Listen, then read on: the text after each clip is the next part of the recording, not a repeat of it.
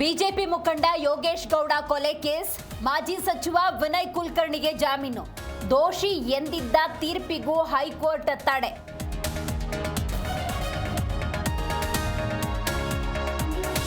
ಮರು ವಿಚಾರಣೆ ಪೂರ್ಣವರೆಗೂ ಪ್ರಕರಣ ಜೀವಂತ, ತೀರ್ಪಿನ ಬಳಿಕ ಶಾಸಕ ಸ್ಥಾನದ ಬಗ್ಗೆ ನಿರ್ಧಾರ. ಇತ್ತ ಸುಪ್ರೀಂಗೆ ಮೇಲ್ಮನವಿಗೆ ಸಿಬಿಐ ನಿರ್ಧಾರ.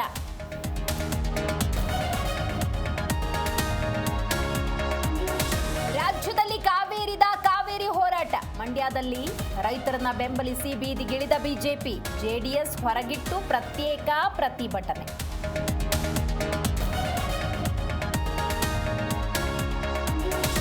ಚಾಮರಾಜನಗರದಲ್ಲೂ ಕಾವೇರಮ್ಮ ಕೋತ, ತಮಿಳುನಾಡು ಸಿಎಂ ವಿಜಯ್ ಫೋಟೋ ಹರಿದು ನಿಗಿ ನೀರು ನೀಡಬಾರದು ಅಂತ ಆಗ್ರಹ.